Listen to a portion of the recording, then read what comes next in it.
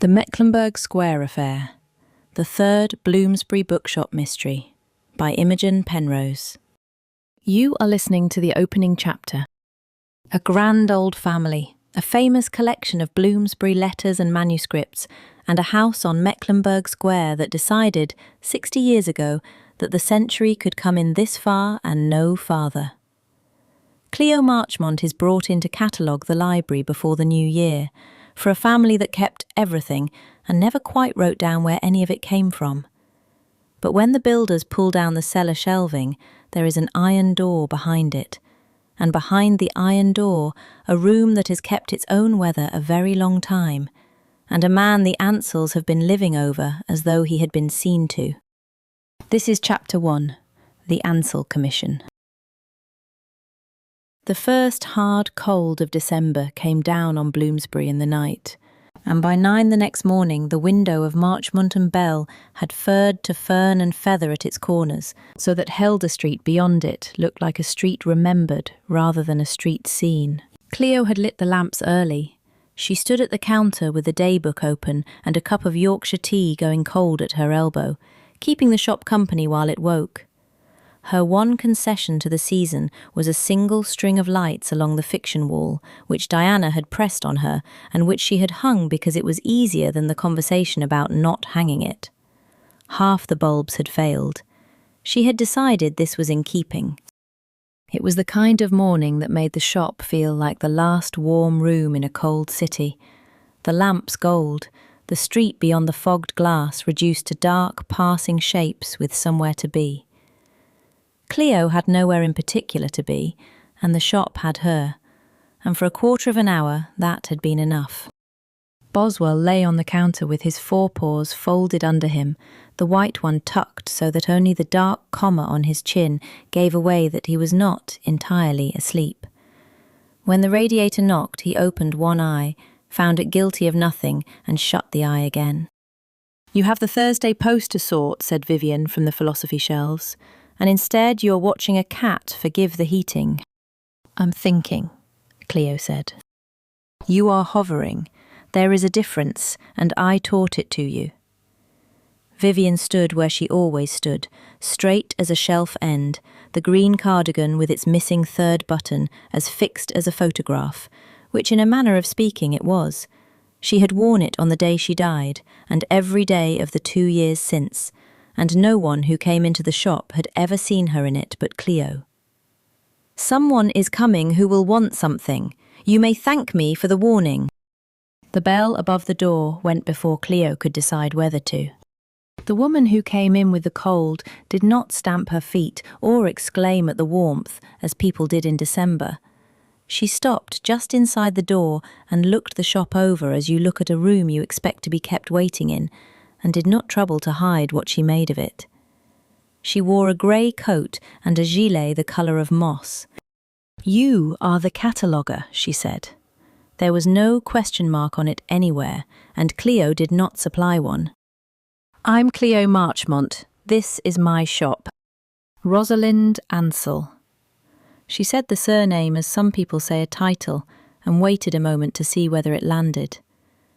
When Cleo only nodded, she looked, if anything, faintly relieved not to have to be modest about it. "You'll know the collection." Everyone knew the collection. Aubrey Ansell's name sat on a shelf of mid-century sale catalogues Cleo had handled in another life.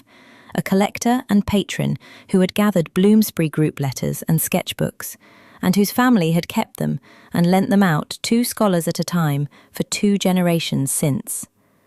On the philosophy side of the shop, Vivian had gone still, in the small, particular way she kept for a name that meant more to her than she would say. "I know the collection," Cleo said. "I didn't know it was for sale." "It is not for sale. It is being placed to endow a study centre in my grandfather's name, which is a wholly different thing." Rosalind drew off her gloves, as though the shop might not be clean. "The pictures and the manuscripts are being seen to. I need the library proper, catalogued and valued, books and papers, done before the new year, and done by someone who will not talk to the trade about what passes under their hands. You come recommended on both counts." Recommended by whom? My cousin. He keeps the collection and always has, and he insists on someone with an eye. Something crossed her face at my cousin, gone before Cleo could read it. He is at the house now. We are mid-renovation, which does not improve anyone's temper, and he will show you the library and let you begin. You can come this morning? Cleo said that she could. Go then, said Vivian, when the bell had shut behind her, and mind that family. The Ansells have spent 60 years being certain of a thing, and people who are that certain have generally paid someone, somewhere, to stay that way. She said it lightly, in the voice she kept for verdicts, and would not be drawn on what she meant. The walk to Mecklenburgh Square took a quarter of an hour, past the foundling grounds where the plane trees stood bare and a wreath hung on the lodge door.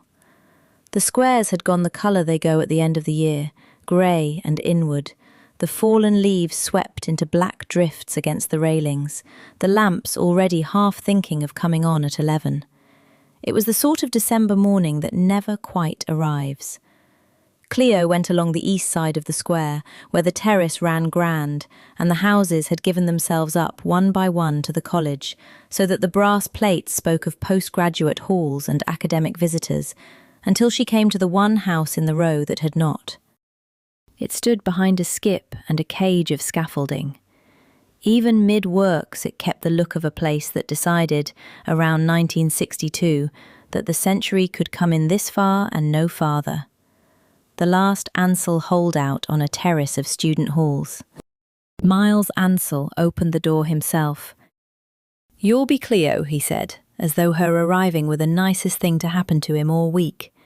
"Rosalind said quick, and I said quick is no use to me if it isn't also kind, and she said you looked kind, which, from Rosalind, is nearly a character reference.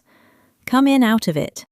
He was past 50 and comfortable in it, with a face always on the point of sharing a joke against itself. On his right hand he wore a heavy gold signet ring with a worn crest, the one grand thing about him, and he turned it once with his thumb.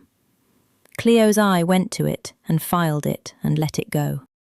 "I'm the keeper of the flame," Miles said, seeing her take in the crest, "which mostly means I know where the light switches are.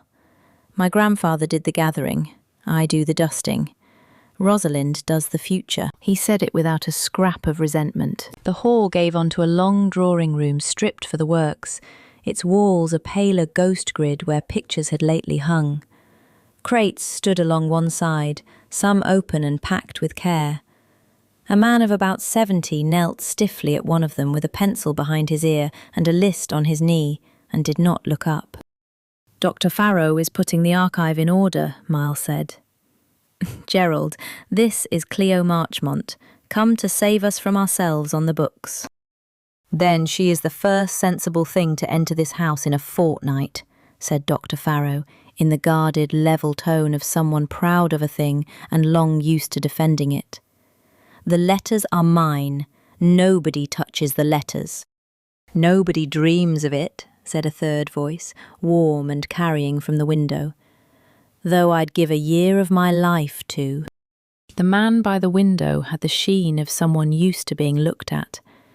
He came across with his hand out and his smile already working. A face Cleo half knew and could not place until he placed it for her. "Crispin Fell," he said. "I read houses. I'm reading this one." He held her hand a beat past the shake. "Tell me, what does a collection like the Ansell actually fetch, if a person could ever get it honestly to the light?" He said it lightly, as a man says a thing he means to be able to claim he never said. Something in the phrasing, honestly to the light, caught on a small hook at the back of Cleo's mind and hung there, and she could not have named the reason. "That rather depends," Cleo said, "on the person and the light." Fell laughed, and Miles said, "Crispin reads houses. He also reads rooms. Don't let him value the family in the first 10 minutes. It's a professional weakness," and steered her on. Cleo was grateful to be steered. A fourth man stood in the doorway to the back stairs, in a high vis gone grey at the shoulders, with a snagging list of his own and a foreman's settled grievance. "Barry Flint," Miles said. "Who is keeping this house standing while we all admire the letters?" "Who is keeping to programme?" Flint said, "which would be easier if the gentleman from the television stopped reading my cellar and let my lads open it up." He said the gentleman from the television, the way another man might say the drains. "The library's through here," Miles said, and took Cleo down the hall to a room lined floor to cornice with the Ansell books. And for a little while there was only the smell of it, leather and dust and cold paper, and the greedy joy of a good shelf under her hand. Here were things she had only ever read described, and one or two she had been half sure did not exist. She let her hand travel a run of spines as you read a face you have loved and not seen in years, and for as long as it lasted she forgot the cold and the family and the man from the television, and was only a woman among books that mattered, which was the nearest thing to prayer she had left. "Take whatever you need," Miles said from the door, fond of her already for loving it. "The family's been terrible custodians in one way and rather good in another. We kept it all. We simply never quite got round to writing down where any of it came from." He said it as a small joke against himself and went to find her a table, and Cleo, 3 books in with her pencil already moving, did not hear it as anything else. He was as good as the offer too: a table by the window, a lamp that worked, a chair that did not rock, and a question about tea or coffee at 11, as though her comfort were the pressing matter of the morning. She had come braced to be tolerated by grand people, and felt the last of the bracing go out of her. It was a thing he had, she would think later, very nearly the whole of what he had. The shout, when it came up through the floor. It was not a shout of the ordinary building sort, the sort that wants a hand or a brew. It was a man's voice, with the bottom gone out of it, and under it the particular silence of other men stopping work all at once. Cleo stood with a Dostoevsky open in her hands. The house went still around her. Barry Flint reached the stair first and did not come back up. What came up was his voice, telling everyone to stand where they were, flat in the way of a man who has stopped being annoyed and started being careful. She set the book down and went to the stairs, and this time she went down them, because a sound with that shape in it pulls a person along whether she has agreed to be pulled or not. At the foot of the stairs a knot of men stood well back from a place in the wall that had not been a place an hour before. The old shelving lay pulled down and stacked aside, and where it had stood was a door, iron, dragged back on a black opening that breathed out the flat, cold air of a room that had kept its own weather a very long time.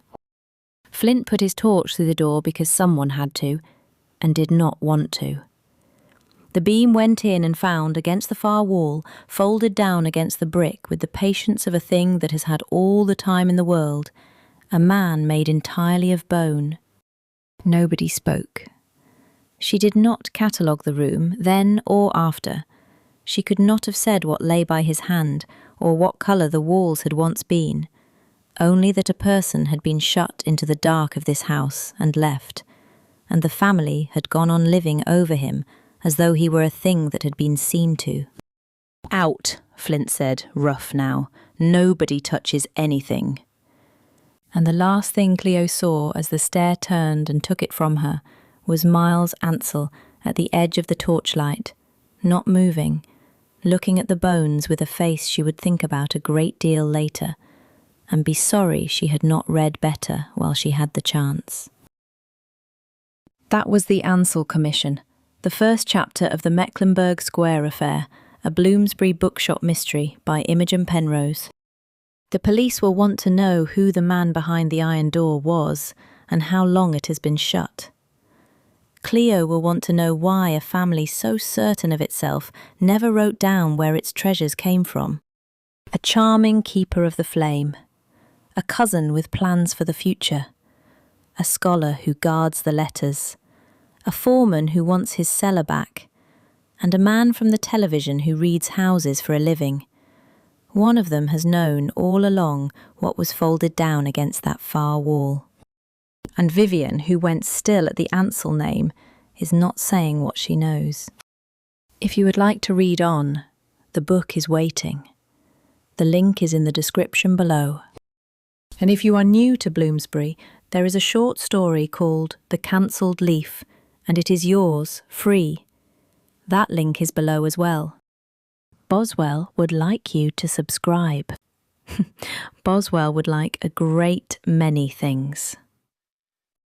Until next time, from Bloomsbury.